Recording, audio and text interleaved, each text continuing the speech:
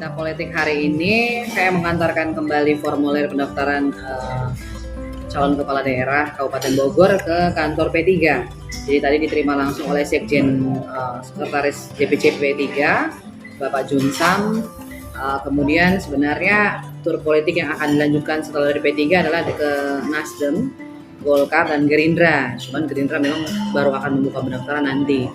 Sedangkan di partai saya sendiri yaitu Partai Kebangkitan Bangsa, saya sudah menyerahkan kembali formulir. Kemudian kemarin ikut ta'aruf bersama dengan Ketua Umum untuk seluruh bakal calon kepala daerah se-Jawa Barat.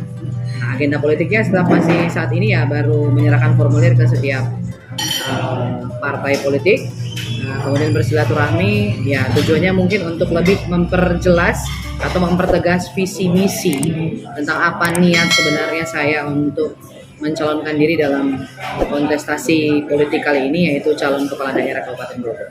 Bagaimana penerimaan dari perwakilan P3 tadi, Bu? Sangat baik, diterima dengan sangat baik, dan harapan besar bahwa semoga dengan silaturahmi tadi yang baik, saya akan didukung oleh P3. Bu, gimana tadi? Ibu tadi kan menjelaskan sebagian dari kecil visi misinya ya. Seperti apa nih, Bu? Kalau boleh tahu. Jadi kali ini saya mencoba membedah beberapa kepemimpinan, cukupnya dalam 2 kali terakhir, baik itu yang dilakukan oleh Pak Rahmat Yassin sendiri, kemudian ke Bu Ade Yassin, kemudian dilanjutkan oleh Bapak Iwan Setiawan. Saya melihat pergerakan pembangunan membawa Bogor beberapa langkah lebih maju dalam terakhir itu Pancakarsa. Saya sangat mendukung itu dan tetap akan berkelanjutan. Cuman ada beberapa perubahan yang lebih saya titik beratkan kepada kaum muda, di mana angka pengangguran yang terus bertambah. Kemudian saya menitik beratkan hal kedua adalah tentang pemberdayaan perempuan. Kenapa saya bicara perempuan hari ini? Karena 80% kaum perempuan di Kabupaten Bogor hari ini berjuang untuk menjadi tulang punggung perekonomian keluarga. Jadi kalau bicara kemarin dalam pemerintah 5 tahun kemarin mereka mengemban Pancakarsa Kabupaten Bogor, saya kali ini maju dengan Sabta Darti untuk perubahan Kabupaten Bogor yang adil, makmur, dan tentunya harus merata. Tapi lebih menitik beratkan kepada peran kaum perempuan juga. Betul. Jadi saya lebih menitik beratkan ke kaum perempuan tadi karena perlu diketahui di era zaman sekarang ini yang dulunya mungkin kita masih berpikir perekonomian itu 100% ditopang oleh seorang suami. Hari ini perempuan-perempuan ikut menjadi penopang perekonomian keluarga, dan ini memang harus digerakkan.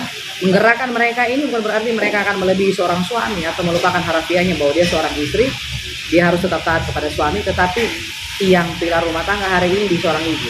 Contoh kemarin sempat viral sebuah video di Bojonggede, Kabupaten Bogor, yang seorang anak itu kan nangis-nangis minta makan sama ibunya, kemudian ibunya berteriak-teriak. Berarti kesehatan mental seorang perempuan saat ini sedang tidak baik-baik saja akibat keterpurukan ekonomi. Berarti peran penting seorang perempuan dalam dunia politik itu wajib.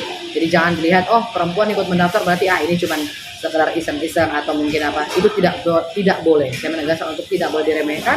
Karena apapun itu, hal terkecil saya dalam sebuah rumah, madrasah pertama berangkatnya seorang anak adalah seorang ibu. Apalagi sekarang dengan dinamika perekonomian, perempuan turut beserta berperan dalam mendukung perekonomian, berarti perempuan harus dititik beratkan dalam pembangunan Kabupaten Bogor. Untuk tanggapan sendiri yang Ibu sampaikan tentang misi tadi, jawabannya seperti apa, Bu? Dari tanggapan P3, mereka sangat mengapresiasi tentang visi misi tadi. Cuma nanti dalam pleno mereka akan memberikan kesempatan atau akan memberikan undangan atau memanggil lagi untuk memaparkan visi misi apa nanti tentang Bogor lebih lengkap gitu. Jadi mungkin nanti akan dijelaskan lebih lengkap. Nah, untuk persaingan sendiri seperti apa nih, Bu? Mungkin dari partai P3 juga mencalonkan sendiri atau gimana, Bu?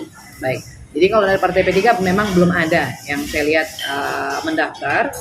Tetapi kalau dari persaingan politik sendiri kita tahu bahwa ada Jaro Ade ya. Bapak Jaro Ade ini sudah senior di bidang politik. Beliau kemarin sempat maju juga di 2019 sebagai calon Bupati Bogor.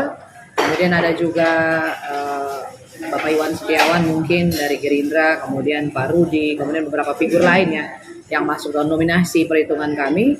Tetapi setiap orang pasti punya trik dan ciri khas yang berbeda. Nah, ini yang menjadikan satu momentum penting. Cuman ya kalau mau dibilang berarti saingannya ini 80% laki-laki. Jadi perempuan pertama yang baru mendaftar ya Saya nggak tahu nih nanti kalau besok-besok apakah ada lagi pendaftar perempuan berikutnya. Cuman untuk Kabupaten Bogor ya baru saya nih yang memberikan formulir. Menanggapi soal bakal calon seorang laki-laki ini seperti apa Bu? Ibu sebagai seorang perempuan. Bakal calon laki-laki ya. Menanggapinya kalau menurut saya sih sebenarnya sama dengan emansipasi sekarang, berarti kan kita tidak ada bicara gender sama saya rasa ya. Selama visi misinya dan militansinya untuk Kabupaten Bogor itu patut diperhitungkan, saya rasa sama saja antara perempuan. Karena Bu Ade Yasin kemarin kan sempat memimpin, berarti perempuan pernah memimpin Kabupaten Bogor. Strategi khusus mungkin Bu untuk melangkahi laki Oke. ada nggak? Strategi khusus sih saya pasti ikhtiar niatnya untuk perubahan Bogor. Jadi strategi khusus sepertinya cukup dekati masyarakat, berikan kepercayaan ke mereka bahwa kita mampu menjadi pemimpin untuk Kabupaten Bogor. Ke depan Bu, apalagi yang Ibu lakukan untuk safari politiknya?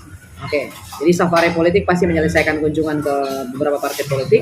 Setelah selesai dari beberapa partai politik, mungkin saya akan lebih banyak masif untuk menaikkan elektabilitas itu mungkin kembali ke masyarakat ya.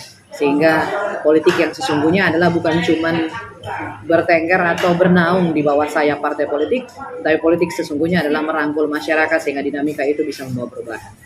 Harapan ke depannya Bu dengan mendaftarnya ke P3 sepertinya apa Bu? Harapan ke depan pasti ya berharap dukungan penuh dari P3. Berharap dukungan penuh dari P3.